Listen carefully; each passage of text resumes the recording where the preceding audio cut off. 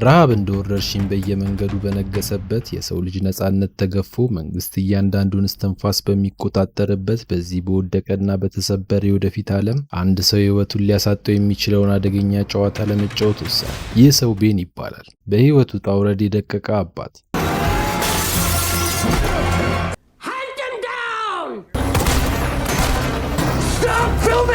በመንግስት ዓይን የሀገር ጠላት ተብሎ የተፈረጀና በምድር ላይ ካሉ የሞት ጨዋታዎች ሁሉ እጅግ አደገኛ ወደ ሆነው ሜዳ በግድ የተገፋ ሰው ነው።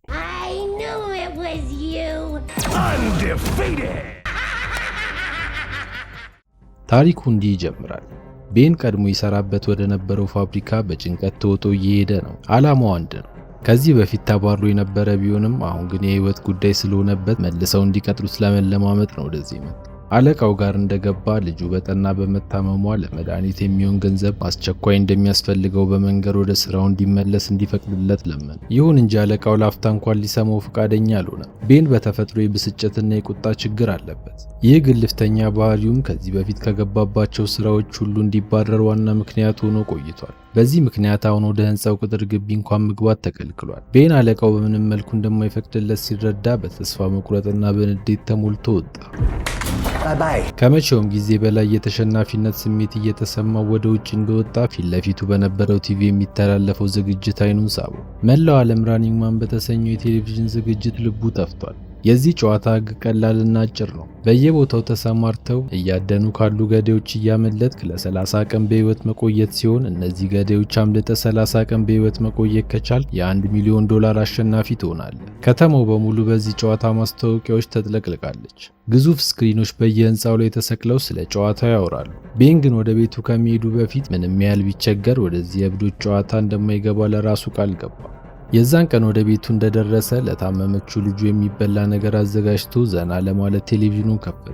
መንግስት ለህዝቡ በነፃ የሚያቀርበው የቴሌቪዥን ስርጭት አንድ አይነት ብቻ ነው። እሱም እንደ ስፒን ዊል ያሉ አሰቃቂ የሞት ጨዋታዎችን ነው። በዚህ ሾው ላይ አንድ ተወዳዳሪ መሮጡን ሳያቋርጥ የቀረቡለትን ጥያቄዎች መመለስ ይኖርበታል። ብዙዎቹን በትክክል ከመለሰ በኋላ የመጨረሻው ጥያቄ ግን በመሳቱ ያለምንም ማስጠንቀቂያ ከትልቅ ከፍታ ላይ ጥለውት ወዲያውኑ ህይወቱ አለፈ። እንዲህ አይነት የቀጥታ ስርጭት ግድያዎች ለህብረተሰቡ የተለመዱ ሆነዋል። ሰው ሲሞት ማየት እንደ ተራ መዝናኛ ከመቆጠሩ የተነሳ ማንንም ማስደንገጥ ወይም ማሳዘን ካቆመ ቆይቷል። ከቆይታ በኋላ ሚስቱ ሺላ ወደ ቤቷ ተመለሰች። ልጃቸው ካቲ በከፍተኛ ትኩሳት እየተሰቃየች ነበር። ሺላ ስራዋ መጠጥ ቤት ውስጥ ሲሆን ቦታው በሰካራሞች የተሞላ ሁከትና ብጥብጥ የማይለየው በመሆኑ ሁሌም ወይ በፍርሃት ተውጣ ወይ በድካም ዝላን ወደ ቤት የምትመለስ። ቤን ዛሬ የሚያመለከተው መስሪያ ቤት እንዳልተቀበሉት ሲነግራት ሺላ አንድ ሀሳብ አቀረበች።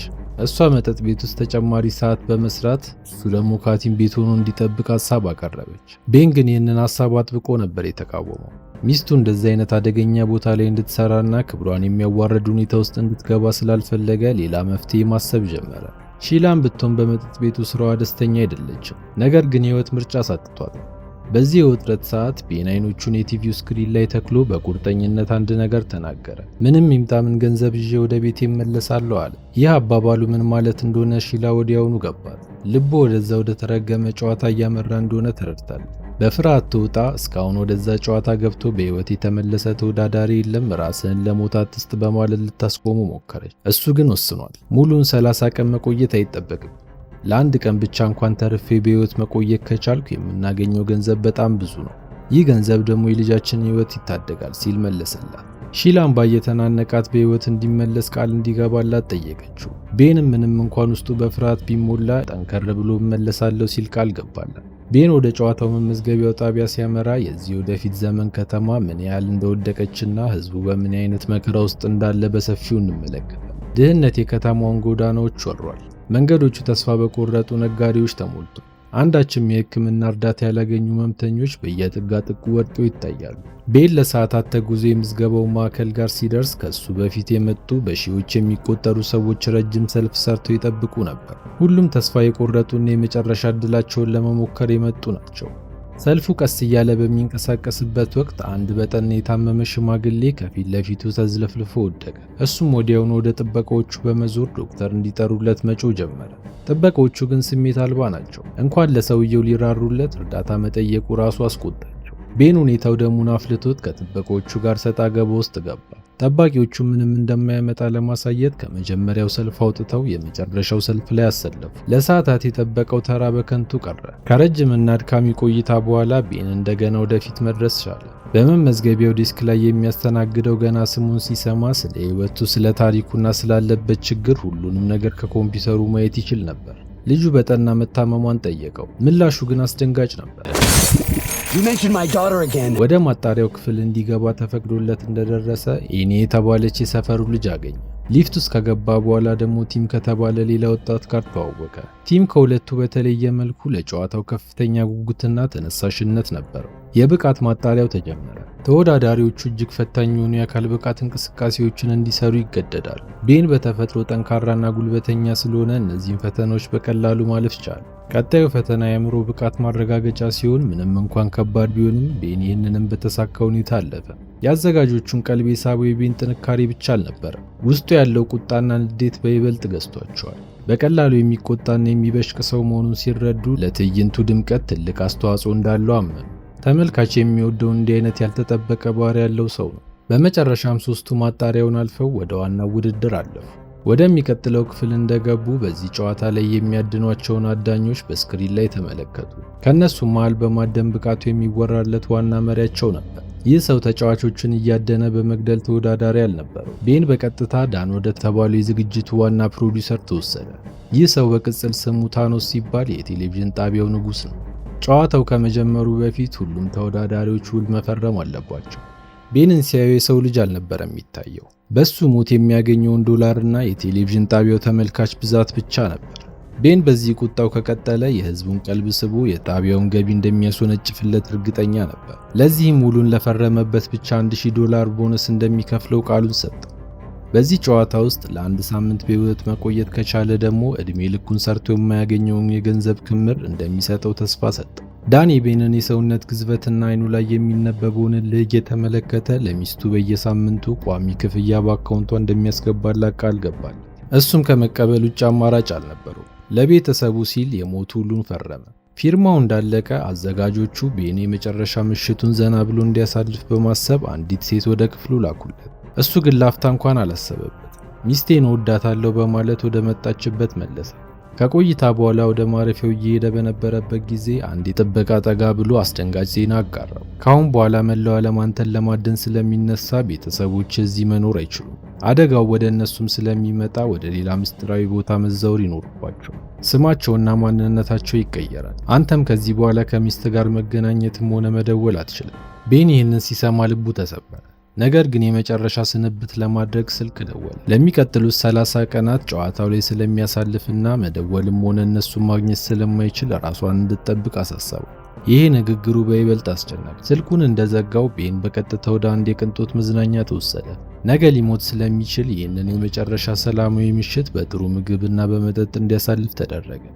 በዚህ ብቸኝነት መሃል ከሚስቱ የተላከ ፖስታ ደረሰው። ውስጡም የቤተሰቡ ፎቶና የሴት ልጁ ካልሲ ነበረው። ቤን እቃዎቹን እያየ እንባው መጣ። ለምን እንደሚዋጋና ለምን እንደሚሞት ማስታወሻ ናቸው። የጨዋታው ቀን ደረሰ። ቤን የልብ ምቱን የሚቆጣጠርና ምን ያህል ገንዘብ እያገኘ እንደሆነ የሚያሳይ ዲጂታል የእጅ ሰዓት ታስሮለት ወደ ስቱዲዮ አመራ። ፕሮዲውሰሩ ቦቢ የተባለውን የዝግጅቱን አቅራቢ አስተዋውቆት ፕሮግራሙን በቀጥታ ስርጭት ተጀመረ። አቅራቢው ቦቢ በታላቅ ድምቀት ወደ መድረክ በመውጣት የተለመደውን የመንግስት ፕሮፓጋንዳ መንፋት ጀመረ። አሜሪካ በዓለም ላይ ታላቁ ሀገር ናት፣ ህዝባችን ተግቶ በመስራት ሰላሙን ሁሌም ያስከብራል እያለ ሲደሰኩር ህዝቡ በጭብጨባ ቀለጠው። ቀጠል አድርጎም አንዳንድ ወንጀለኞች የሰላማዊ ሰዎችን ቤት እየሰበሩ ይገባሉ። ፖሊስ እነዚህን ወንጀለኞች ሲይዛቸው ግን የሚቀጣቸው ራኒንግ ማን ጨዋታ ላይ በመክተት እንደሆነ ገለጸ። ማንኛውም ሰው እነዚህን ወንጀለኞች በየትኛውም ቦታ ካያቸው አሳልፎ ለአዳኞቹ በመስጠት ከፍተኛ የገንዘብ ሽልማት መቀበል እንደሚችሉ በማሳወቅ ወደ መጀመሪያው ተጫዋች ፊቱን አዞረ። የመጀመሪያው ተጫዋች ቤን እንደሆነ አወጀ። ቤን ወደ መድረኩ ሲወጣ ቦቢ ህዝቡን ለማነሳሳት አይኑን በጨው አጥቦ መዋሸት ጀመረ። ይህ ሰው የቀድሞ የደህንነት አባል የነበረና የሀገራችንን ሚስጥር ለጠላት አሳልፎ ሊሸጥ ሲል የተያዘ ከሃዲ ነው ብሎ ጮኸ። ህዝቡን ለማሳመንም በኮምፒውተር የተቀነባበረ የውሸት ቪዲዮ በስክሪኑ ላይ እያሳዩ አውሬ አስመስለው አቀረቡ። ቤን በንዴት ጮኸ።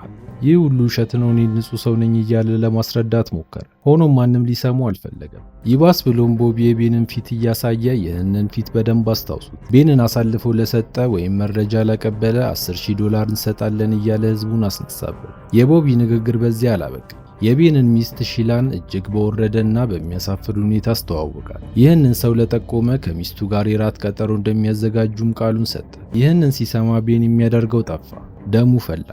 በዚህ ሰዓት ቦቢ ወደ ቤን ዞሮ ወደ ጨዋታው ከመግባቱ በፊት የመጨረሻ መናገር የሚፈልገው ነገር ካለ እድሉን ሰጠው።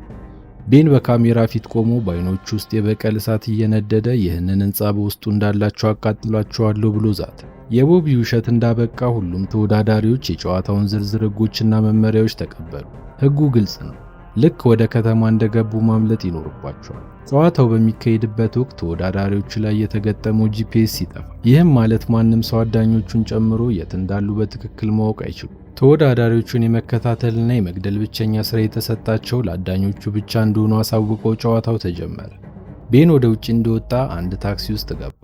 ሹፌሩ ቤንን እንዳየው ወዲያውኑ ነበር ያወቀው። ነገር ግን ይህ ሹፌር እንደ አብዛኛው ሕዝብ በዚህ ጨዋታ ደስተኛ አይደለም። ሰዎችን ለገንዘብና ለመዝናኛ ብሎ መግደልን አይደግፍም። ለዚህም ቤንን እንደማይጠቁምበት ቃሉን ሰጥቶት ወደሚፈልገው ቦታ ደረሰው። እዚህ የተተወ ሕንፃ ውስጥ ሞሊ የተባለ የቀድሞ ጓደኛው ይኖራል። ሕገወጥ የሆኑ መሳሪያዎችንና ፌክ ሰነዶችን በመስራት የሚታወቅ ሰው ነው። ቤንን እንዳየው ግን በድንጋጤ ደርቆ ቀረ። የራኒንግ ማን ተወዳዳሪ መርዳት ማለት የራስን ሞት ፍርድ እንደመፈረም ነው የሚቆጠረው። ቤን ግን ምንም አማራጭ ስለሌለው እንዲረዳው ተማጸነ። በመጨረሻም ሞሊ በፍርሃት ውስጥ ቢሆንም ተስማማ። ለቤን ፌክ ፓስፖርት ሊያዘጋጅለት ወሰነ። እቅዱ ለ30 ዓመት በሌላ ሀገር ተደብቆ መቆየት ነበር። ቀጥሎም የቤንን መልክ በሜካፕ ቀይሮ አዲስ ፎቶ አነሳው። ፓስፖርቱ እንዳለቀለትም አመስግኖትና ተሰናብቶት በዚህ ምሽት ወደ አየር መንገዱ አመራ። ደረሱብኝ አልደረሱብኝ እያለ ኤርፖርት ደረሰ። ሰነዶቹን ለሪሴፕሽን ሲሰጥ ልቡ በኃይል እየመታ ነበር። እንደ ዕድል ሆኖ ግን ማንነቱን ሳያውቁ ወደ ኒውዮርክ እንዲበር ተፈቀደለት። ኒውዮርክ እንደደረሰ አንድ ሆቴል ውስጥ ክፍል ያዘ። ነገር ግን የጨዋታውን ሕግ ማክበር ይኖርበት። በጨዋታው ሕግ መሰረት የተሰጠውን ታብሌት በመጠቀም በየቀኑ የራሳቸውን ቪዲዮ ቀርጸው መላክ ግዴታቸው። ቤን ቪዲዮውን ከመቅረጹ በፊት ሜካፑን አጥፍቶና የክፍሎቹን ግድግዳ በሙሉ በጨርቅ በመሸፈን ራሱን መቅረጽ ጀመረ። እንደጨረሰ መሳሪያውን በፖስታ ሳጥን ልኮት ተመልሶ ወደ ክፍሉ ገባ። በቀሪው ጊዜም ቲቪውን እየተመለከተና ቀጣዩን እርምጃውን እያቀደ ቆየ። ይህ በእንዲህ እንዳለ አዳኞቹ ሞሊን አገኙት። ቤንን እንደረዳው ስለደረሱበት የት ሀገር እንደሄደ እያሰቃዩ ጠየቁት። እሱም ህመሙን መቋቋም ሲያቅተው የሚያውቀውን በሙሉ በዝርዝር ነገራቸው። ብዙም ሳይቆይ አዳኞቹ ቤን ያረፈበት ሆቴል ወዲያውኑ አገኙ። የአዳኞቹ መሪ ወደ ቤን ክፍል ገብቶ አልጋው ላይ የተኛው ሰው ላይ ሽጉጡን ተኮሰ። ቤን ወዲያውኑ ካስፈሪው ቅዠት ባነነ። ይህ ሁሉ በህልሙ ነበር። ከአልጋው ላይ ተነስቶ ቲቪውን እንደከፈተ ግን ያልጠበቀውን አስደንጋጭ ነገር ተመለከተ። ጓደኛው ቲም ኮፍያውን አድርጎ በገበያ ውስጥ ሲንቀሳቀስ አዳኞቹ ድንገት አግኝተውት ሰው በተሰበሰበበት ሲገሉት ይታያል። ቤን ይህንን ሲያይ ተስፋ ቆረጠ፣ ፍርሃት ወረረው። ሞሊ በስቃይ ብዛት ያለበትን ከተናገረ ብሎ ፈራ። እዚህ ሆቴል መቆየት እንደማይችል በዛው ቅጽበት ሲገባው በፍጥነት ከኒውዮርክ ወጥቶ ወደ ቦስተን አመራ። በከተማው ጫፍ አካባቢ የሚገኝ አንድ ርካሽ ሆቴል ተከራየ። ክፍሉ ውስጥ ሲገባ ቀድሞ የተከራየው ሰው ትቶት የሄደውን ዕቃዎች አገኘ። የአደንዛዥ ዕፅ ሱሰኛ የሚጠቀምባቸው መርፌዎችና መድኃኒቶች ሲሆኑ በተጨማሪም አንድ የእጅ ቦምብ ይገኝበት። ይህ በአጋጣሚ ያገኘው ቦምብ ወደፊት ለሕይወቱ ወሳኝ መሳሪያ እንደሚሆን ገና አላወቀም። የነበረበት ከፍተኛ የጭንቀትና የፍርሃት ስሜት ረፍት ስለነሳው በክፍሉ ውስጥ ያገኘውን አደንዛዥ ዕፅ በመጠቀም ጭንቅላቱንና ውጥረቱን ለማጥፋት ሞከረ። መደበቁን ረስቶ በመስኮት በኩል ወደ ውጭ እየተመለከተ በነፃነት የሚንቀሳቀሱትን መንገደኞች እያየ ይሳለቅባቸው ጀመር። ብዙም ሳይቆይ ወደ መጸዳጃ ለመሄድ ሲነሳ ኮሪደሩ ላይ ኮቴ ሰማ። የአዳኞቹ ቡድን አድራሻውን አግኝተውት በሩ ላይ ደርሰዋል። ቤን ወዲያውኑ ወደ ክፍሉ ተመልሶ ተደበቀ። አዳኞቹ በሩን በርግደው ሲገቡ እሱ በሌላ በኩል ሾልኮ አመለጠ። ሆኖም ሕንፃው ተከቦ አንዳችም ማምለጫ መንገድ አልነበረው። ፈጣን ውሳኔ መወሰን ነበረበት። ገመድ አጥብቆ አስሮ ራሱን ወደ ታች ወረወረ። ኢላማው የራሱ ክፍል መስኮት ነበር። እጁን እንዳይቆርጠው በፎጣ ጠቅልሎ የመስኮቱን መስታወት ሰብሮ ወደ ውስጥ ገባ። የመስታወቱ ድምጽ ግን ያለበትን ነቃለት። አዳኞቹ ወደ እሱ ሲሮጡ ቤን ደግሞ ንብረቶቹን ቦርሳ ውስጥ መክተት ጀመረ። በዚያው ቅጽበት በቲቪው ላይ የቤን ክፍል ተገኝቷል የሚል ሰበር ዜና ተላለፈ። ሰከንድ ሳይቆይ የጥይት ናዳ መዝነብ ጀመረ። ቤን እንደገና በገመዱ በመንጠላጠል ተወርውሮ የሌላ ሰው ክፍል መስኮት ሰብሮ ገባ። ድሮን ሳይቀር የገባበት እየገባ ይቀርጸው ነበር። ቤን በቻለው ፍጥነት ወደ ሊፍቱ ቢሮጥም አዳኞቹ ደረሱበት። እንደ መጨረሻ አማራጭ ቦርሳው ውስጥ የነበረችውን ቦምብ አውጥቶ በሊፍቱ ክፍተት በኩል ወረወረው። ወዲያውኑ ፈነዳ። የፍንዳታው ንዝረት ቤንን አሽቀንጥሮ ወደ ህንፃው ምድር ቤት ጣለው። በህንፃው የነበሩትም የጋዝ ቱቦዎች ተበሳስተው ነበር። ወዲያውኑ ቤንዚን ህንፃውን አጥለቀለቀው። በዚህ ውጥረት ውስጥ አይጦች ህይወታቸውን ለማትረፍ በአንድ ቀዳዳ በኩል ሲሸሹ ተመለከተ። እሱም አንዴ እንኳን ሳያስብ ተከተላቸው። ከህንፃው እንደወጣ ህንፃው በፍጥነት ተናውጦ በውስጡ የነበሩ ታዳኞች በጠቅላላ ጨረሳቸው። ይህንን ሁሉ አዳኝ እስካሁን በጨዋታው ታሪክ ማንም ገሎ አያውቅም። ቤን በከተማው የቆሻሻ ፍሳሽ ማስወገጃ በኩል እየዋኘ በጣም ከራቀ በኋላ የቀኑን ቪዲዮ ለመቅረጽ ካሜራውን አወጣ። አሁንም በህይወት አለው እናንተ ፈዛዞች የሚል አጭር መልእክት አስተላለፈ። ከቆሻሻው ማውረጃው ቱቦ ሾልኮ ወደ መንገድ እየወጣ በነበረበት ሰዓት አንድ ትንሽ ልጅ ተመለከተ። ቤን ደነገጠ። ልጁ አሳልፎ የሚሰጠው መስሎት ነበር። ነገር ግን ልጁ ሊረዳው እንደሚፈልግ ነግሮት ብራድ የተባለውን ወንድሙን ጠራው። ብራድ ተራ ሰው አልነበረም። በመንግስት ላይ ያመፀና ስርዓቱን የሚጠላ ወጣት ነው። የቤንን ቪዲዮ ለትንሽ ወንድሙ ማት በመስጠት የፖስታ ሳጥን ውስጥ እንዲከተው ካዘዘው በኋላ ወደ ቤቱ ይዞት ገባ። የሚኖረው ከሁለት ወንድሞቹና ከእናቱ ጋር ሲሆን የመጨረሻው ታናሹ በካንሰር ህመም ይሰቃያል። ለዚህ ህፃን ህክምና ለማግኘት ሁሉም እየታገሉ ቢሆንም በመንግስት በኩል ምንም አይነት እርዳታ አላገኙም። የዛን ቀን ምሽት ራት እየበሉ ለቤን ያለውን አድናቆት ገለጸለት። እስካሁን እሱን ሊይዙት አለመቻላቸው ተአምር ሆኖበት ቤን ለምን ወደዚህ ውድድር እንደገባ አስረዳቸው። አሳዛኝ ታሪኩን በደንብ ካዳመጠ በኋላ ብራድ አንድ ነገር አሳየ። የራኒንግ ማን ጨዋታ ለረጅም ዓመታት ሲከታተል ቆይቷል። ስትራቴጂያቸውን በሙሉ ያውቅ። ጨዋታውን እንደ ሳይንስ ነው የሚያጠናው። አብዛኞቹ ተወዳዳሪዎች የሚሞቱት ልክ እንደ መደበኛ ሰው በከተማ ውስጥ ለመንቀሳቀስ ሲሞክሩ ነው። ነገር ግን ብልህ የሆኑት እንደ ጥላ ተደብቀው ስለሚቆዩ እነሱን ማግኘት በጣም ከባድ ይሆናል። በታሪክ ማንም ሰው ከ29 ቀናት በላይ በህይወት መቆየት አልቻለም። ቤን ግን በዚሁ ከቀጠለ ይህንን ጨዋታ የሚያሸንፈው የመጀመሪያው ሰው እንደሚሆን ተስፋ ሰጠው።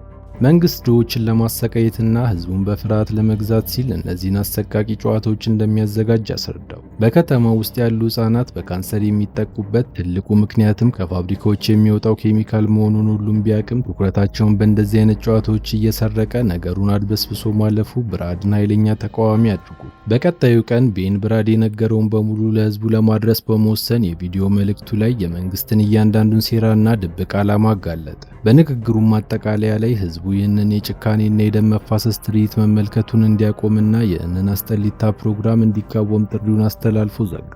ይሁን እንጂ በዚያው ምሽት የጨዋታው አዘጋጅ የሆነው ቦቢ የቤንን መልእክት አዛብቶና ቆራርጦ ነበር ለህዝብ ያቀረበው። በሆቴል ውስጥ ባቃጠላቸው አዳኞችና ህጻናት ደስተኛ እንደሆነ ገና የከተማውን ህዝብ ሊጨርስ እንዳሰበም ሲናገር ነበር ቪዲዮ የሚታየው። የብራድ ቤተሰብ ይህንን እየተመለከቱ በድንጋጤና በፍርሃት ተዋጡ። ቦቢም በሆቴሉ ፍንዳታ የሞቱት አዳኞችና አስክሬን የሟቾቹን ልጆችን ባያሳየ የህዝቡን ስሜት ኮረኮረ። ይህንን የተመለከተችው የብራድ እናት በንዴት ቤን ካሁን በኋላ በእነሱ ቤት ውስጥ ለአንድ አፍታም መቆየት እንደሌለበት ወሰነች። መላው ቤተሰብን በቤን ላይ ፊቱን አዞረ። ብራድ ግን አብሮት ነበር። ከመኪናው ኮፈን ውስጥ ደብቆ ከከተማው ሊያሸሸው ወሰነ። መንገድ እንደጀመሩ ግን ድንገት ካልታሰበ አቅጣጫ አዳኞች መንገድ ዘግተው ጠበቋቸው። ቤን የመኪናውን ኮፈን ከፍ አድርጎ ሲመለከት ሁለት አዳኞች ተመለከተ። ጊዜ ሳያጠፋ በእጁ የነበረውን መፍቻ ወርውሮ አንደኛውን አዳኝ ሲዘረረው ብራድ ደግሞ ሁለተኛውን አዳኝ ጣለው። ከከተማው ራቅ ካሉ በኋላ ኤልተን የተባለ ጓደኛውን አድራሻ ሰጠ። በተጨማሪም ቤን ራሱን ከጥቃት መከላከል እንዲችል አንድ ሽጉጥ ሰጥቶት ተሰናበተ። ቤን ላደረገለት ሁሉ ከልቡ አመስግኖ ወደ አድራሻው አመራ። በሌላ በኩል ደግሞ የሰፈሩ ልጅ ጄኒ በግዴለሽነት በአንድ ክለብ ውስጥ ስትዝናና ካሜራ እየቀረጻት በቲቪ ይታያል። በተመሳሳይ ሰዓት ቤን የቀረጸውን ቪዲዮ ለመላክ መንገድ ሲያቋርጥ ለረጅም ጊዜ ሊገለው ሲያድነው ከነበረው ሰው ጋር ተፋጠጠ። ቤን ቪዲዮውን በፍጥነት ልኮ ህይወቱን ለማትረፍ እግሬ አውጭኝ አለ። በቀጣዩ ምሽት ከኔቢጤዎች ጋር ተቀላቅሎ የጨዋታውን ስርጭት በትልቁ ስክሪን መከታተል ጀመረ። በስርጭቱ ላይ አዳኞቹ ጄኒን በአንድ ካሲኖ ውስጥ እንዴት እንደያዟት ታየ። ሰው በተሰበሰበበት በእሳት አቃጥለው ሲገሏት፣ ከዚያም በኩራት የተመደበላቸውን ሽልማት ሲቀበሉ ተመለከተ። አሁን በጨዋታው ውስጥ የቀረው ብቸኛ ተወዳዳሪ ቤን ብቻ ነው። ምንም የሚያጠፋው ጊዜ እንደሌለው ስለገባው ወደ ገጠራማው መንገድ ተጉዞ የብራድን ጓደኛ ኤልተንን አገኘ። ወደ ውስጥ እንደገባ የኤልተን እናት አይኖቿን ከቴሌቪዥን ላይ ሳትነቅል ቤንን እየሰደበችው ነበር። ኤልተን እናቱ የአልዛይመር ተጠቂ እንደሆነችና የምታወራው እንደማታውቅ እየነገረ አረጋገጠ። ቤተሰቦቹ ላለፉት በርካታ ዓመታት ይህንን ሙሰኛ መንግስት ሲታገሉ ቆይተዋል። እንዲያውም የኤልተን አባት ፖሊስ የነበረ ሲሆን ይህንን የሞት ጨዋታ በመቃወሙ ምክንያት በአደባባይ ተገድሏል። ቤን በህይወት ተርፎ ጨዋታውን ማሸነፍ ከቻለ ይህንን ሙሰኛ ስርዓት ገሃድ ለማውጣት ወሳኝ ሚና ስለሚጫወት ቤንን ለመርዳት ተስማማ። እሱ ግን ዓላማው ወደ ቤተሰቡ መመለስ ብቻ እንጂ ለህዝቡ የመቆም ምንም ሐሳብ አልነበረው። ኤልተን ግን ቤተሰብን ማግኘት ስርዓቱን ማጋለጥ ትችላለህ በማለት ተከራከረ። ቀጥሎም አባቱ ከከተማው ራቅ ብሎ በጫካ ውስጥ የገነባው ምስጢራዊ መጠለያ እንዳለና በቀሩት ቀናት እዛ መደበቅ እንደሚችል ገለጸለት። ቤን በዚህ ሰው ደግነት ቢደሰትም እሱን በመርዳቱ ሊመጣበት ስለሚችለው አደጋ አስጠነቀቀው። በሚቀጥለው ቀን ጠዋት ቤን በቪዲዮ ላይ ጠንካራ መልእክት አስተላለፈ። መንግስት ይህንን የሞት ድግስ ነፃ መዝናኛ እያለ ህዝቡን እርስ በርስ እያጨራረሰ ነው። እባካችሁ በዚህ ውሸት አትታለሉ እያለ በአጽንኦት ገለጸ። መልእክቱን አስተላልፎ ወደ ውጭ ሲወጣ ግን የኤልተን እናት ለመጀመሪያ ጊዜ መልኩን አየችው። ለአዳኞቹ አሳልፋ ለመስጠት ወስና የድንገተኛ አደጋ ማስጠንቀቂያ ደውሉን ለመጫን ሮጠች። ቤን ሊያግባባት የቻለውን ሞክሯል። ሆኖም አልተሳካለትም። ቦርሳውን አንጠልጥሎ ለመሮጥ ሲሞክር አዳኞቹ አስቀድመው ደርሰው ቤቱን ከበቡት። ያልጠበቀው ነገር ግን ኤልተን አስቀድሞ በእያንዳንዱ የቤቱ ክፍል ውስጥ ወጥመድና ፈንጂዎች አጥምዶለት ነበር። ወደ ውስጥ ሲገቡ በየጥጉ በተጠመዱ ፈንጂዎች እየተመቱና እየተቃጠሉ እንደ ቅጠል ረገፉ። ኤልተን በታላቅ ጀግንነት 8 የሚሆኑ የታጠቁ አዳኞች ብቻውን በመፋለም ከመንገድ ካስወገደ በኋላ ቤን ያለበትን ሁኔታ ለማረጋገጥ በፍጥነት ወደ ታችኛው ፎቅ ወረደ። ሆኖም ነገሮች እንደታሰቡት አሉ። ድንገት ካልታሰበው አቅጣጫ አንድ አዳኝ ተወርውሮ ኤልተንን ወጋው። ቀጥሎም ወደ ቤን በመዞር ሊገለው ሲሞክር ኤልተን በመጨረሻ ጉልበቱ አዳኙን መልሶ ወጋው። ይህ ትንቅንቅ እንደተጠናቀቀ አዳኞቹ ቤንን ከጨዋታው ዋና አዘጋጅ ከሆነው ዳን ጋር አገናኙ። ዳን በኩራት የቤን በጨዋታው ውስጥ መቆየት የፕሮግራሙን ተመልካች ቁጥር በከፍተኛ ሁኔታ እንደጨመረው ገለጸለት። እሱም ይህንን ሲሰማ በንዴት ጮኸ። ይህ ጨዋታ ሳይሆን እብደት ነው፣ አንተ ግን ሁሉንም ነገር ወደ ትርኢት ቀይረዋል ሲል ተናገረው። ዳንም መልሶ የውሸት ትርኢት ተመልካቾችን ስለማያሳምን እውነተኛው ሞት አስፈላጊ መሆኑን አስረዳ። አልፎ ተርፎም የተመልካቹን ቁጥር በይበልጥ ለመጨመር ቤን ከፊቱ ወድቆ የሚያቃስተውን አዳኝ በካሜራ ፊት እንዲገለው ጠየቀው። እሱ ግን ትዕዛዙን ከመፈጸም ይልቅ እየቀረጸችው የነበረችውን ድሮን ሰባብሮ አመድ አደረጋት። ወዲያውኑ ቤንና ኤልተን አንድ አሽከርካሪ በመያዝ ለማምለጥ ሞከሩ። በመኪና ውስጥ እያሉ ከመሬት ስር ወደሚገኘው መደበቂያ የሚወስደውን ካርታ በእጁ አስጨበጠ። ብዙም ሳይርቁ የአዳኞቹ መሪ የሆነው ጨካኙ ስናይፐር በሩቁ አነጣጥሮ ተኮሰ። ጥይቷም ኢላማዋን ሳትስት ኤልተንን ግንባሩን መታ። ቤን በድንጋጤ መኪናውን ከሌላ የአዳኞቹ መኪና ጋር አላትሞ ኤልተን ቀደም ሲል ያዘጋጀውን ፈንጂ አፈንድቶ ወደ ውሃው በመዝለል ተሰወረ። ከብዙ ድካም በኋላ ቤን በካርታው ላይ የተመለከተውን መደበቂያ ቦታ አገኘው። ግን የጠበቀውና ያገኘው ፍጹም የተለያየ ነበር። መንግስት በዚያ ቦታ ላይ ገንብቶበታል። ይህ ክስተት የነበረውን ተስፋ በሙሉ አጠፋ። በምናቡም ከቤተሰቡ ጋር ሲገናኝ ታየው። ካሁን በኋላ መደበቅ ዋጋ እንደሌለው በማመን ተመልካቾቹ በጉጉት የሚጠብቀውን ትርኢት ሊያሳያቸው ወሰነ። የፕሮግራሙ ድሮኖች እሱን ፍለጋ ሲቃረቡ ቤን በመንገድ ላይ ያገኛትን ኢማሊያ የተባለች ሴት ጠለፋል። ኢማሊያ በቴሌቪዥን በሚተላለፈው የውሸት ፕሮፓጋንዳ ምክንያት ቤንን እንዳደገኛ እብድና ነፍሰ ገዳይ ስለቆጠረችው ተሸብራለች። እሱ ግን ፕሮግራሙ እንዴት እውነታውን እያዛባ እንደሆነና እሱ ንጹህ ሰው እንደሆነ ሊያስረዳት ሞከረ። ስለ ቤተሰቡና ስለደረሰበት ግፍ ነገራል። ንግግራቸውን ሳይጨርሱ ግን የተወሰኑ ዘራፊዎች መንገዱን ዘግተው ቤንን ለመያዝ ሞከሩ። ነገር ግን የጨዋታው አዘጋጆች ይህ ጣልቃ ገብነት የፕሮግራሙን ተወዳጅነት ያበላሽብናል ብለው ስላሰቡ ድሮኖቹን በመላክ ዘራፊዎቹን አስወገዷቸው። ቤን አሁን የጨዋታው ሕግ እንዴት እንደሚሰራ በደንብ ገባው። ኢማሊያም እንድታምኑ የቻለውን እየሞከረ የያዘውን ሽጉጥ ሰጣት። ወዲያውኑ ድሮኖቹ ለህዝብ ባስተላለፉት ቪዲዮ ቤን ኢማሊያን ጠልፎ ወሰዳት የሚል ዜና አውጀው እሷ አሁን የጨዋታው አካል መሆኗን ገለጹ። ኢማሊያን የታጋች አይደለውም ብላ እውነቱን ለመናገር ሞክራለች። የቴሌቪዥን ፕሮግራሙ ግን ድምጿን ኤዲት በማድረግ ለህይወቷ ስትለምንና እርዳታ ስትጠይቅ የሚያሰማ የውሸት ድምፅ አቀረበ። ይህን ስትመለከት ሚዲያው እንዴት ያለ ውሸት እንደሚዋሽ ተረዳች። ከረጅም ጉዞ በኋላ ከአዳኞቹ ጋር ፊት ለፊት ተፋጠጡ። ቤን አሁን ህይወቱ ውድ መሆኑን ተረድቷል። ለተመልካቾች ቁጥር መጨመር ቁልፍ ሰው ስለሆነ አዳኞቹ ዝም ብለው እንደማይገሉት እርግጠኛ ነበር። ስለዚህም የሚፈራውን የአዳኞቹን አለቃ በድፍረት ተጋፈጠው። በሰውነቱ ላይ ቦምብ እንደጠመደ በመንገር አንድ እርምጃ ቢጠጉ ይዟቸው እንደሚጠፋ ማለ። ይህ እንዳይም ከተፈለገ ግን ለራሱና ለኢማሊያ ወደ ካናዳ የሚወስድ አውሮፕላን እንዲዘጋጅላቸው ጠየቀ። ዋናው አዘጋጅ ዳን የቤን መሞት የፕሮግራሙን ፍጻሜ እንደሚያበላሸው ስለተረዳ ጥያቄውን ተቀበለ። በዚህ ወሳኝ ሰዓት ኢማሊያ የቤንን እውነተኛ ማንነት ተረዳች። ፕሮግራሙ እንደሳለው ሳይሆን ለፍትህና ለህይወቱ የሚታገል ንጹህ አባት መሆኑን አረጋገጠ። ቤንና ኢማሊያ ህይወታቸውን ለማትረፍ ወደ ተዘጋጀላቸው አውሮፕላን ለመሳፈር ሲዘጋጁ ነገሮች ያልተጠበቀ አቅጣጫ ያዙ። ቤን የአዳኞቹን መሪ በማስቆም ማስኩን ካላወለቀ በደረቱ ላይ ያጠመደውን ቦምብ እንደሚያፈነዳው ተናገረ። መሪው ሌላ አማራጭ ስላልነበረው ታዘዘ። ማስኩን ሲያወልቅ ግን በድንጋጤ ክው አለ። ከማስኩ በስተጀርባ የነበረው ሰው ኤሪክ ነበር። ኤሪክ ማለት በመጀመሪያው የጨዋታው ምዕራፍ ለ29 ቀናት በጫካ ውስጥ ተሰቃይቶ ያሸነፈው ተወዳዳሪ ሲሆን አሁን ግን ጨዋታውን አዳኝ ሆኖ ተቀላቅሏል። አውሮፕላን ውስጥ እንዳሉ ሌላ አስደንጋጭ እውነት ተረዳ። የሚያበሩት ፓይለቶችም አዳኞች ናቸው። ይሁን እንጂ ዋናው አዘጋጅ ዳን ከቤን ጋር ያለው ጨዋታ ገና ስላላለቀና የተመልካቾቹን ስሜት እስከ መጨረሻው ጥግ ድረስ መጭመቅ ስለሚፈልግ ቤንን ወዲያውኑ እንደማይገለው አስቀድሞ ገምቶ ነበር። አውሮፕላኑ መብረር እንደጀመረ ኤሪክ ይህ መጨረሻ ስለሆነ በረራውን ተደሰትበት፣ ከዚህ በኋላ የምታመልጥበት ቀዳዳ የለም ሲል ተሳለቀ። በሁለቱ መካከል ከባድ የቃላት ጦርነት ተጀመረ። ጭቅጭቁን ያቆመው ዳን ጣልቃ ሲገባ ነበር። ቤን በንዴት ምንም አይነት ተንኮል ብትሞክሩ አውሮፕላኑን አመድ አደርገዋለሁ ሲል ጮኸ። ዳን ግን ፈገግ ብሎ አትዋሽ አለው። አውሮፕላኑ ላይ ሲወጣ ስካን አድርገውት ነበር። ምንም አይነት ቦምብ እንዳልያዘ አውቀዋል። ይህን የሰማው ኤሪክ ወዲያውኑ ሽጉጡን መዘዘ። ነገር ግን ዳን ሌሎቹ አዳኞች ኤሪክን ይዘው መሳሪያውን እንዲቀሙ ታዘዘ። ዳን ሌላ ፕሮፖዛል አቀረበ። የአዳኝነት ስራውን ከተቀበለና ተጫዋቾችን ማደን ከጀመረ $1 ሚሊዮን ቀርቶ በየጨዋታው $5 ሚሊዮን እንደሚከፍለው ቃሉን ሰጠው። ዝና፣ ክብርና የተመቻቸ ህይወት ይኖራል። ለዚህም ታማኝነቱን ለማረጋገጥ አውሮፕላን ውስጥ ያሉትን አዳኞች በሙሉ አሁኑኑ መረሸን እንዳለበት ነገረው። ጥያቄውን ወዲያው ነበር ውድቅ ያደረገው። የብዙ ሰዎችን ህይወት ያበላሸው የዚህ ስርዓት አካል መሆን አልፈለገም። እሱም ቢሲል ዳኒ መጨረሻውን ካርድ መዘዘ። እምቢ ካልክ ሚስትንና ልጅን እገላቸዋለሁ አለ። ቤን በሁኔታው ተደናግሮ ምናልባት እሱን ለመስበር የሚደረግ የውሸት ድራማ ሊሆን ይችላል ብሎ ገመተ። ዳን ግን ላፍታም ሳያቅማማ ትዕዛዙን አስተላለፈ።